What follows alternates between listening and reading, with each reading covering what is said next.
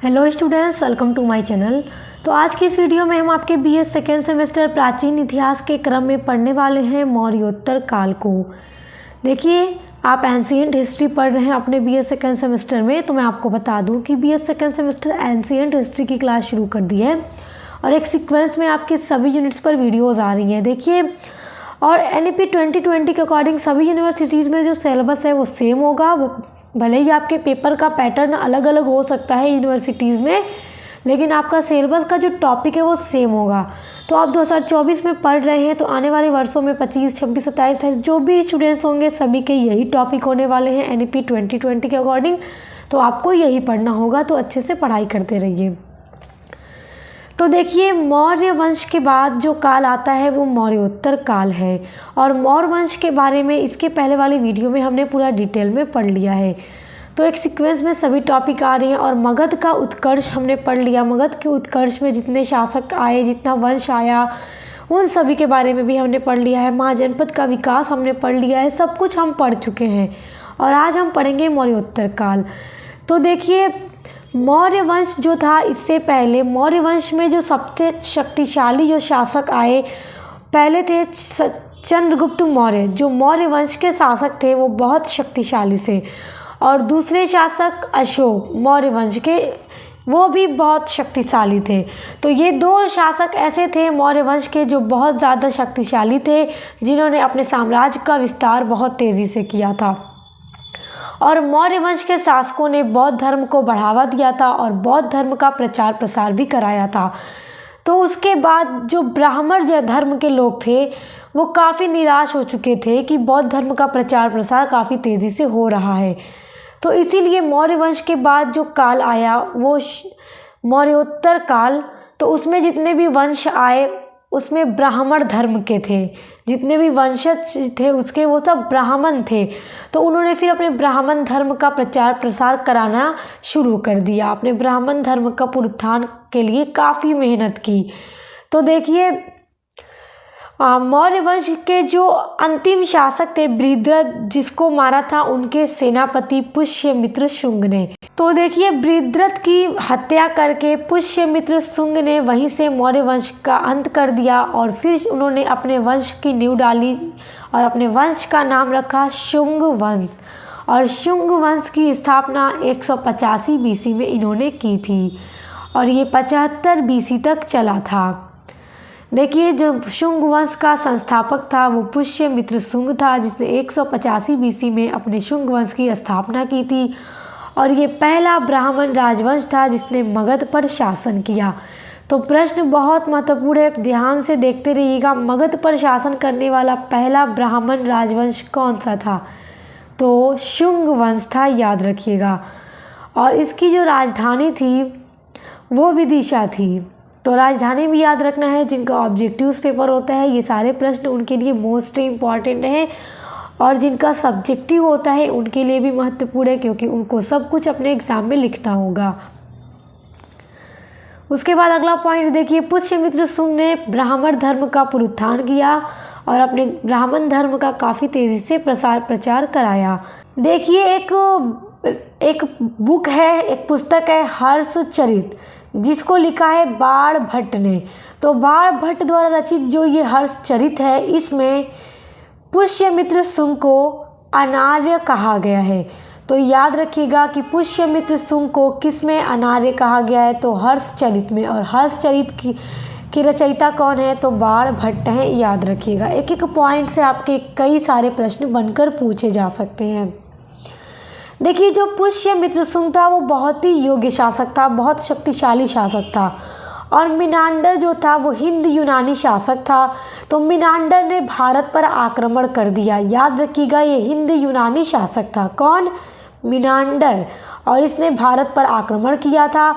कब? जब पुष्यमित्र शुंग शासक था उस टाइम। तो पुष्यमित्र शुंग ने मिनांडर को हरा दिया, पराजित कर दिया और भारत की रक्षा की। अच्छा, यहाँ पर देखिए बहुत इम्पोर्टेंट है, पुष्यमित्र शुंग ने 2 बार अश्वमेध यज्ञ भी कराया था और उसके पुरोहित जो थे यज्ञ के वो पतंजलि थे, याद रखिएगा। पुष्यमित्र शुंग के समय में जो पतंजलि थे उन्होंने लिखा महाभाष्य। तो महाभाष्य के रचयिता कौन थे? कौन है? तो पतंजलि।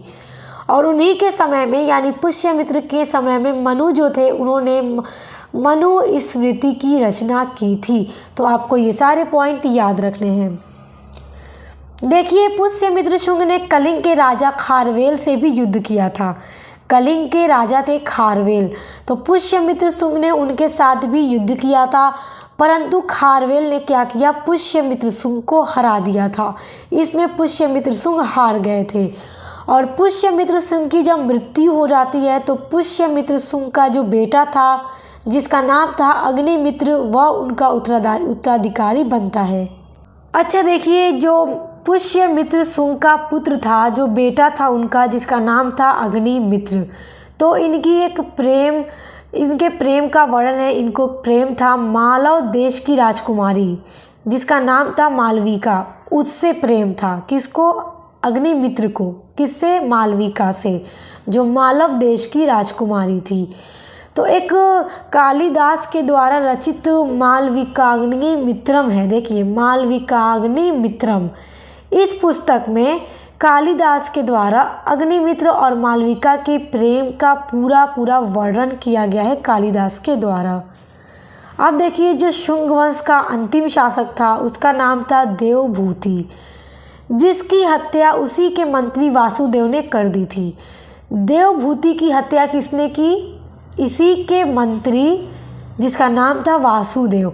तो देखिए, जो वंश आ रहे थे अपने ही शासकों की हत्या करके ही वो अपने नए वंश की स्थापना कर रहे थे। जैसे पुष्यमित्र शुंग ने शुंग वंश की स्थापना मौर्य वंश के बृहद्रथ की हत्या करके की, और बृहद्रथ का सेनापति था पुष्यमित्र शुंग। तो अब देखिए, अब शुंग वंश का जो अंतिम शासक है देवभूति, अब इसके मंत्री वासुदेव जिसका नाम है वो हत्या कर देता है देवभूति की, और अपने नए वंश कण्व वंश की स्थापना करता है। अच्छा, देखिए, कण्व वंश आता है शुंग वंश के बाद, जिसका संस्थापक है वासुदेव, और ये 75 ईसा पूर्व में अपने वंश कण्व वंश की स्थापना करता है। तो आप याद रखिएगा कि 185 ईसा पूर्व से 75 ईसा पूर्व तक शुंग वंश चला था, और फिर 75 ईसा पूर्व में कण्व वंश की स्थापना की जाती है वासुदेव के द्वारा। तो देखिए, कण्व वंश से ज़्यादा कुछ प्रश्न आपकी परीक्षा में नहीं पूछेगा। आपको बस इतना याद रखना है कि कण्व वंश की स्थापना कब हुई? तो 75 ईसा पूर्व में हुई। इसका संस्थापक कौन था? तो वासुदेव था। और कण्व वंश का अंतिम शासक कौन था? तो सुशर्मा था। कहीं कहीं सुशर्मा का नाम सुशर्मन भी देता है, तो अगर आपके ऑब्जेक्टिव्स में सुशर्मा न देकर सुशर्मन दे दे तो आप कंफ्यूज मत होइएगा। जो आपका नाम दिया होगा सुशर्मा या सुशर्मन, आप उसी पर टिक लगा दीजिएगा। और देखिए, इतना आपको बस कण्व वंश के बारे में याद रखना है, ज़्यादा कुछ आपके एग्जाम में यहाँ से नहीं पूछेगा।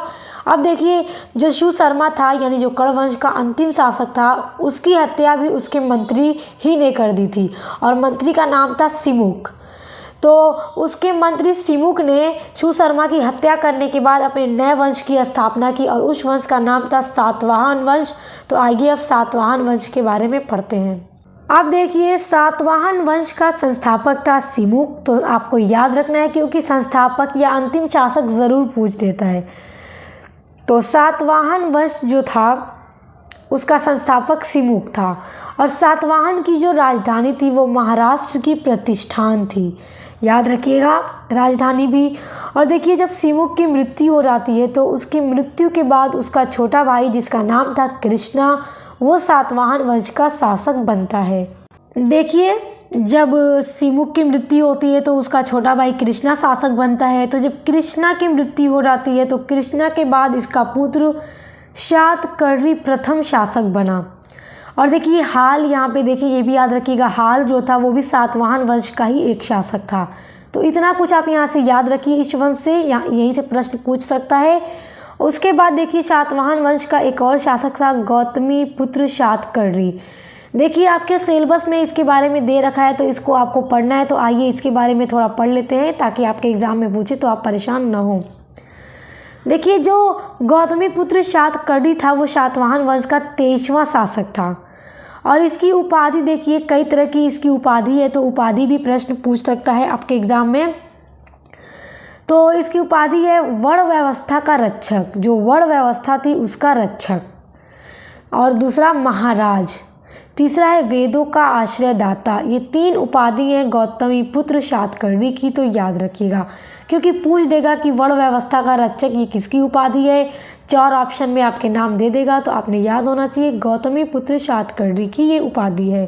अब देखिए, गौतमीपुत्र सातकर्णी जब शासक था तो इसके समय पर नासिक का एक शासक था। नासिक में एक वंश था शक वंश, और शक वंश का शासक था नपहान। तो नपहान ने इस पर आक्रमण कर दिया, किस पर? गौतमीपुत्र के इलाके पर आक्रमण कर दिया। किंतु गौतमीपुत्र सातकर्णी जो था वो नपहान को हरा देता है और गौतमीपुत्र की जीत हो जाती है। अच्छा देखिए, एक प्रमाण भी मिलता है कि किस तरह नपहान हारता है युद्ध में और गौतमीपुत्र सातकर्णी की विजय होती है। देखिए, नासिक का एक गांव है, क्योंकि नासिक का ही शासक था नपहान, नासिक के शक वंश का। तो जोगल थम्बी, याद रखिएगा, जोगल थम्बी एक गांव था नासिक का। तो वहीं से चांदी के सिक्के प्राप्त हुए हैं, जिसमें एक तरफ नपहान तथा दूसरी तरफ गौतमीपुत्र सातकर्णी का नाम है, जिससे पता चलता है कि गौतमीपुत्र सातकर्णी ने शक शासक नपहान को हरा दिया था। तो इसी सिक्के से ये प्रमाण मिला है कि नपहान की हार होती है और गौतमीपुत्र सातकर्णी की विजय होती है। अब देखिए, वशिष्ठी पुत्र पुलमवी, इनके बारे में भी पढ़ना है, इनके बारे में भी दे रखा है आपके सिलेबस में, तो आइए इनके बारे में थोड़ा पढ़ लेते हैं। देखो, इनको पुलोमा के नाम से भी जाना जाता है, और जो पुलोमा थे इन्होंने आंध्र प्रदेश पर विजय प्राप्त की थी। आंध्र प्रदेश को जीता था इन्होंने, अपने क्षेत्र में इन्होंने मिला लिया था, आंध्र प्रदेश को जीता था। तो इसीलिए पुलोमा को आंध्र राज भी कहा जाता है, और आंध्र राज के अलावा इनको आंध्र सम्राट भी कहा जाता है। तो आंध्र सम्राट किस शासक को कहा जाता है? तो याद रखिएगा, वशिष्ठी पुत्र को। और आंध्र राजा ये भी कहा जाता है और आंध्र सम्राट ये भी कहा जाता है। देखिए, शक का एक शासक था जिसका नाम था रुद्रदामन। तो रुद्रदामन ने वशिष्ठी पुत्र को 2 बार युद्ध में हराया था, और फिर इसने वशिष्ठी पुत्र की बेटी से शादी भी की थी। तो देखिए, जब ये रुद्रदामन वशिष्ठी पुत्र को 2 बार हराया तो इन्होंने फिर इसका वंश खराब नहीं किया, यानी कि इनको उजाड़ा नहीं। क्यों? क्योंकि इनके साथ इनका वैवाहिक संबंध भी स्थापित हो चुका था, क्योंकि इन्होंने इनकी पुत्री से विवाह कर लिया था। देखिए, वशिष्ठी पुत्र का स्तूप भी है, जिसका नाम जो है अमरावती स्तूप, तो याद रखिएगा।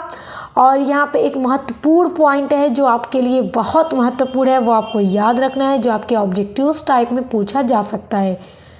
2 पतवार वाली नाव के सिक्के थे इनके समय में। तो पूछेगा प्रश्न आपसे कि 2 पतवार वाली नाव के सिक्के का अंकन किसके सिक्के पर था या किसके सिक्के पर है? तो वशिष्ठी पुत्र पुलमवी के सिक्के पर, क्योंकि इन्हीं के समय में 2 पतवार वाली नाव के सिक्के थे। अब देखिए, सातवाहन वंश के ये भी एक शासक थे जिनका नाम है यज्ञश्री सातकर्णी। तो इनके बारे में देखिए, ज़्यादा कुछ याद आपको नहीं रखना है, यहाँ पर थोड़ा सा इनके बारे में है जो आपने याद रखना है। देखिए, यज्ञश्री के समय इनके सिक्के पर नाव या जलयान का अंकन था। जिस तरह वशिष्ठी पुत्र के समय सिक्के पर 2 पतवार वाली नाव का अंकन था, उसी तरह यज्ञश्री के सिक्के पर नाव या जलयान का अंकन था। इसीलिए ऐसा माना जाता है कि जो यज्ञश्री थे यह समुद्री यात्रा या फिर समुद्री व्यापार पर ज़्यादा बल देते थे, इसलिए ऐसा माना जाता है उनके सिक्के की वजह से। तो आपने इतना याद रखना है इनके बारे में। तो आज का यह वीडियो यहीं पर ख़त्म होता है, और आगे आपके इसी तरह यूनिट्स के टॉपिक आते रहेंगे और जल्दी मॉडल पेपर की वीडियोस अपलोड करूंगी। देखिए स्टूडेंट्स, इसके अलावा स्टूडेंट्स आपके बीएस सेकेंड सेमेस्टर के सभी सब्जेक्ट की जो यूनिट्स हैं वो अपलोड हो रही है एकदम लगातार चैनल पे, जैसे इंग्लिश लिटरेचर हो गया, सोशियोलॉजी, कार्यालय हिंदी और computer, human geography, education, political science, जितने भी सब्जेक्ट हैं, हिस्ट्री, कोई भी सब्जेक्ट आपका है, सभी की क्लास लगातार चैनल पे चल रही है। मॉडल पेपर की वीडियोस आ रही हैं, तो चैनल से जुड़े रहिए और अच्छे से पढ़ाई करते रहिए। Best of luck. अब मिलते हैं नेक्स्ट वीडियो के साथ।